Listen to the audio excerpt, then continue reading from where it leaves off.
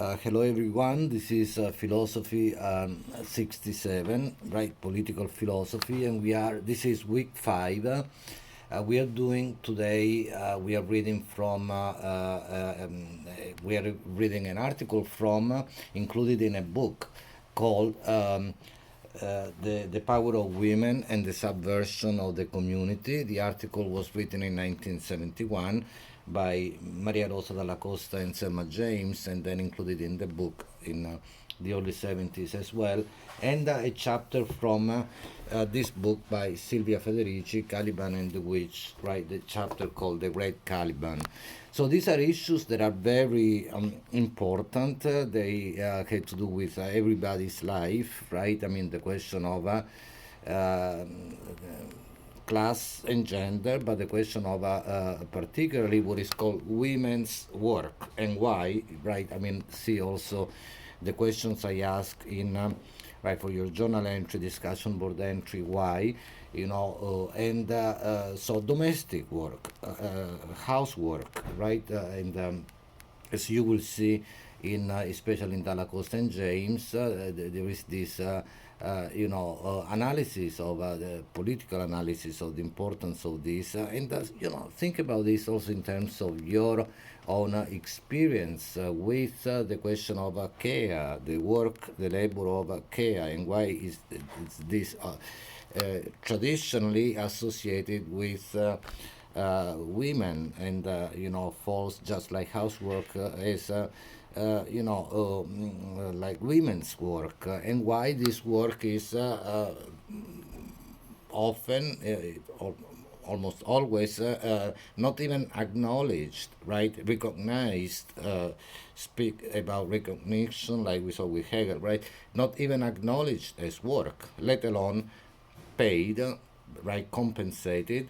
And this is, of course, a big problem, as we know, in societies. I mean, it is, as we know, actually not only useful but essential work, right? So the question then that Dalla Costa and James also speak about, the question of productivity becomes important. What is the difference between what is understood as productive and what is understood instead as unproductive? I mean, Marx speaks a lot about this as well. We didn't go into that when we did Marx in particular because we couldn't speak about everything. But in any case, the question of productivity, right? But many things are considered, many work activities are considered to be productive by the logic of capital, and they are useless or even harmful, right? Whereas there is, work without which activities work, right? I mean, without which communities, societies could not continue. Let alone, flourish and thrive. But even, allow people to have a good life or at least a decent life. These are essential activities, right? And they are usually, marginalized as non-important. Or again, the question of women's work, that it is right. Right, there is this assumption whereby women do so-called women's work because it is close to their nature, which is, of course, completely ungrounded, completely false, right? So, I want you to think about this question, and therefore, the question of the relation between the genders, although the question of gender is more complex than that. I mean, it's not just the two, right, male, female gender question that we are looking at today, but in any case, this is part of, although this is week 5, right, as you see in the syllabus, and this begins the second part of the class, which is called Capture and the Lines of Flight, and then semicolon, the prison and the camp that we will do in the next weeks, but it does relate to what we have seen already, the question of sovereignty with which we began with Hobbes, Schmidt, the question of subversions, right, dialectical subversions, and the word subversion is used in this book. very powerful title, right? The power of women and the subversion of the community. And so it does relate also to what we saw in Hegel with the so-called master and slave dialectic, and how relations of power can be subverted and changed completely. And I mentioned that when we were doing Hegel, and also relates to the question of that we saw in Marx last time, the question of alienation, especially, and the risk here. When we speak about so-called, again in quote, women's work, there is, if you will, a twofold type of alienation and exploitation, double exploitation, double alienation, as Dallacos and James also, point out. So, but in any case, and also, if you will, the question that I last time I even read the 11th thesis on Feuerbach. Right, the point is to change the world, right? So to subvert the community is to change the world. In any case, so you read, please, these very interesting chapters, both the one from by Dallacos and James, and the one by Federici in Caliban and the Witch. Very interesting. I mean, very, and that is also more, about the history of the body, the disciplinary processes that we will see later in Foucault, when we study Michel Foucault, but the question of the body and how the body is manipulated, how the body is made into a docile body, docility, obedience, right? I mean, the difference, therefore, I ask you to write about that, the difference between, the docile, obedient body and the rebel body, right? So that's part also what you find in the chapter by Federici, but there is also more about the question of alienation, and the links to what we saw already in Hobbes, okay, as well. So, but let me, again, I don't want to be too long, and again, you as you read these chapters, right, articles, then you will make up your mind as to what you want to write about, okay, but look at the questions, both the discussion board entry, which is always more informal, perhaps, sorry, more generic, and it does relate, however, also to everyone's life, and then the more, the journal entry, which is more based on the reading of the material, the text. So you have to engage the text more. I mean, the journal entry is like a kind of a mini essay, right? A short essay in the order of at least 100, 200 words. And remember also to interact with one another. So in any case, you see, this is very interesting. At the beginning, Dalla Costa and James speak about the question of the female role, the woman question, the question of domestic work and the housewife, right? The figure of the housewife, the family, the origin of the capitalist family on page 2. But I can't, read everything. I want to go to page 9, 10, just to point out the question that I already mentioned of productivity. What is productive, what is unproductive, and the problems, associated with that. And, we can't really go deep into this, but you had this section, right, called surplus value and the social factory, page 9, right? Surplus value.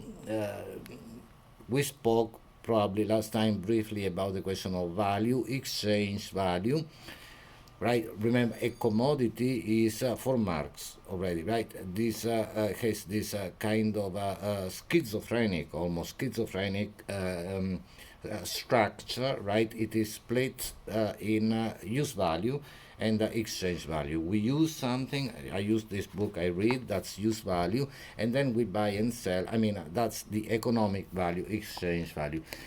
Exchange value then is the basis for, surplus value is simply the extension of exchange value, economic value, productivity.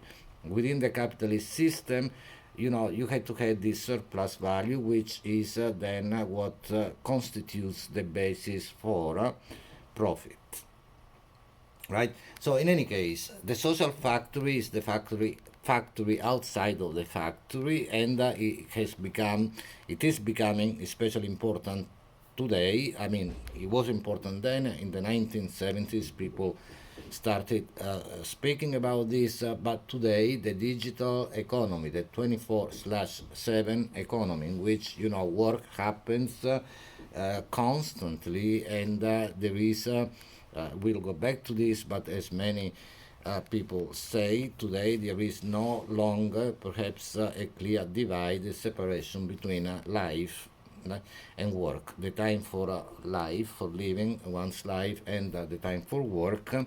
I mean, this is, again, there would be so much to say about this. The question also of, and I spoke about this probably briefly last time, reproduction, right? I mean, you had to reproduce. It's not only biological reproduction, but reproduction of uh, energy, right? I mean, of labor power, of the energy that we then expend, right, when we work. I mean, physical, mental, emotional energy. So this must be reproduced, replenished. So the question also then of the family, the community, and so on, the work that is usually not acknowledged as work is also the work, very important, essential of reproduction, right? And that is part of not only, but the idea that work is now, understood as being broader than perhaps it's not only at the workplace that we work, but all that comes within, with it. Think also about people commuting, to go to work. That is part of work, right? Or, you know, everything that makes that whatever working activity possible is still work, right? So in the family, in the community, there is a lot in that respect, cooking, cleaning, and so on and so forth. And this is usually what is understood as women's work, and it is dismissed almost as non work, as unproductive, and so on and so forth. Okay, so in any case, the question of the wage, so the wage is not only because the wage is yes, I mean, we saw the other day, alienation is already inscribed within the idea of working for a wage, but then there is also okay, this other work which is not compensated, but it is therefore uh, uh, exploited and alienated twice, okay, as much. Okay, so then, for example, I read from page 10, the productivity, the section called A, the productivity of wage slavery based on unwaged slavery, right? I mean, again, this unwaged slavery is the work that is done, and it is not compensated, right? So, I mean, it is often asserted, I'm reading, that within the definition of wage labor, sorry, women in domestic labor are not productive. In fact, precisely the opposite is true. Domestic labor is productive, right? So domestic labor is not essentially, in quote, feminine work, right? Women's work. A woman doesn't fulfill herself more or get less exhausted than a man from washing and cleaning, right? So these are social services in as much as they serve the reproduction, I was speaking about this, of labor power. So they're social services. And actually, an interesting distinction that we usually don't think about, made by another feminist writer in a book. It's the distinction between, care and service. One thing is care, another is service, right? So, I mean, whereby, say, a mother taking care of an infant, right, a newborn, a small baby, then that is of course care. But the same woman, let's say, cooking and ironing and so on for her husband, that is not care, that's service ultimately, right? So in any case, that's very important as well. But in any case, there are services, and they serve, the reproduction of the replenishing of labor power, the energy, and capital, precisely by instituting its family structure, has liberated the man, okay, from this function, so that he is completely free for direct exploitation, so that he is free to earn enough for a woman to reproduce him as a labor power. Okay, think about these very interesting questions. I can't go, I mean, we can't read everything together, but these are questions that, everybody deals with, right? These issues in their life. And so, I point out some important pages, maybe 12, 13, 15. Page 15, there is a very important concept that I want you to think about, right? But read especially again the highlighted sections, but not only. But on page 15, there is this a great concept of very important politically, that the refusal of work. And then they say to abandon the home is already a form of struggle, right? So think about that also. Why do we work in general? And what is it to say no, to refuse work? To the struggle not to work. Okay, this comes back on page 20, for example. Again, sorry for the sketchy way, but the productivity of a discipline. This is an interesting section as well. Producing docile workers. We'll go back to this with, like I said, Michel Foucault on the prison, the book Discipline and Punish. And then on page 21, you have a section called Women and the Struggle Not to Work. Right? The role of the housewife must be destroyed. That's what Dalla Costa and James say. I mean, there is, of course, a whole, I chose these two articles, but there is much more that you can read in relation to the question of gender, the question of feminism, right? And but I want to call attention also, speak briefly about, and we don't have much time, some points in Federici's chapter, Caliban and the Witch. You see that the Red Caliban, the subtitle is The Struggle Against the Rebel Body, the question of obedience, rebellion, right? There is actually the epigraph, one of them is by Hobbes, something that we saw in the introduction to Leviathan, if you remember. And then here too there are so many important points. Read, I just highlighted for you some important passages. At the outset there is a relation to Michel Foucault, a reference, to Michel Foucault and the question of the discipline of disciplining the body, okay, that we'll go back to, that we saw already in Dalla Costa and James.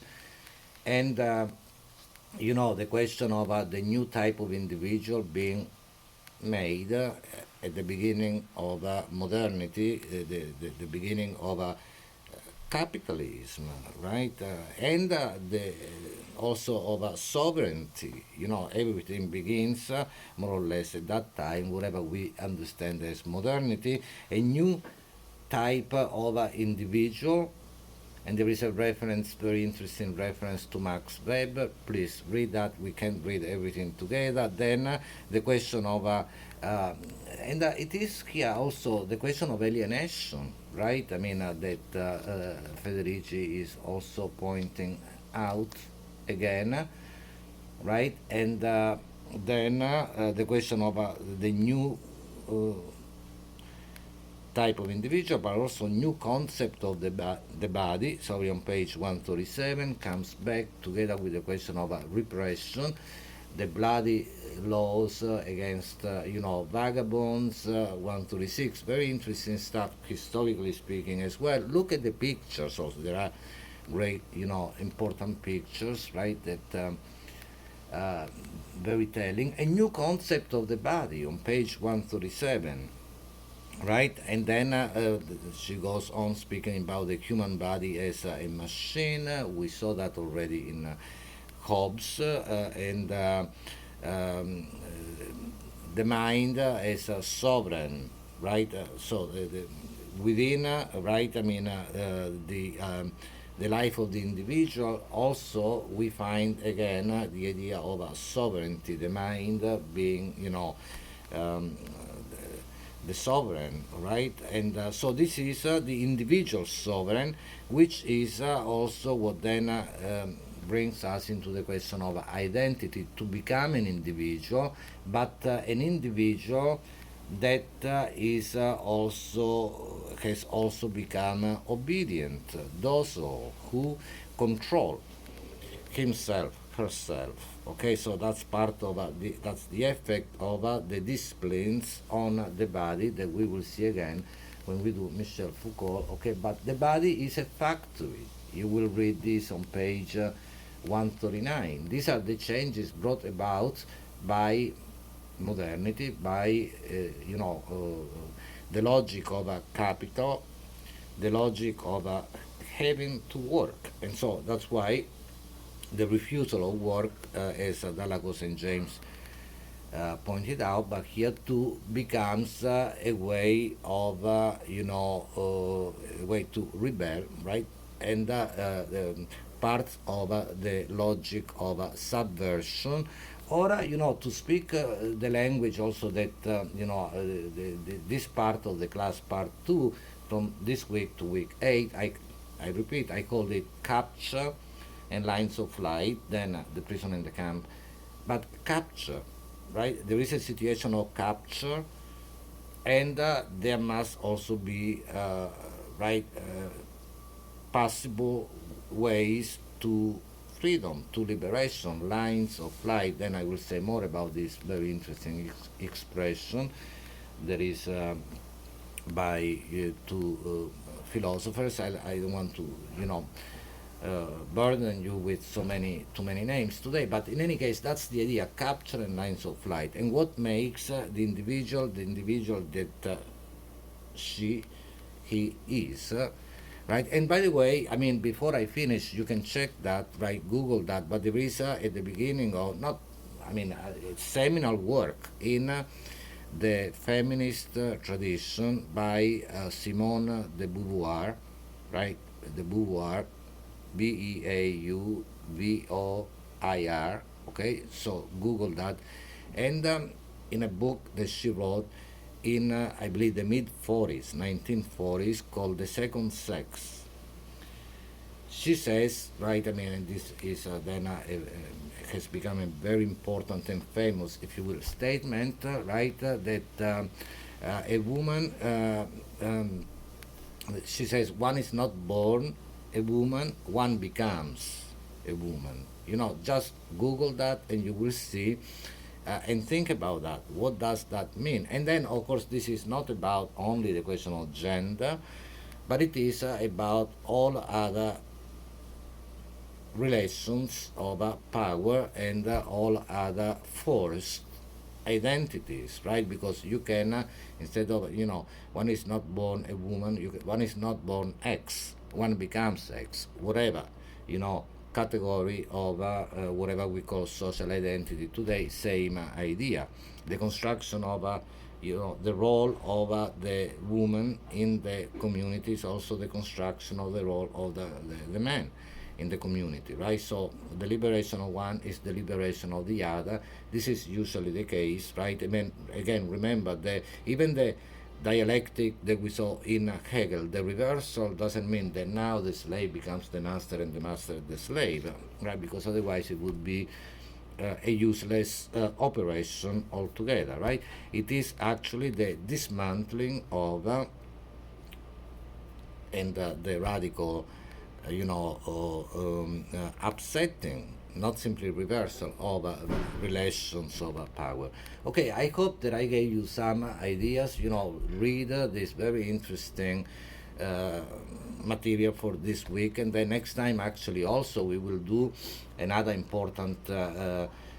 We look at another important situation in which we will see again this similar, right, power relations and the possibility of subverting them. And next time we'll speak about colonialism and decolonization. Okay, so but again, if you have questions, please ask and make sure that you do. Again, the writing assignments, discussion board entries, and journal entries. Okay, thank you. Bye.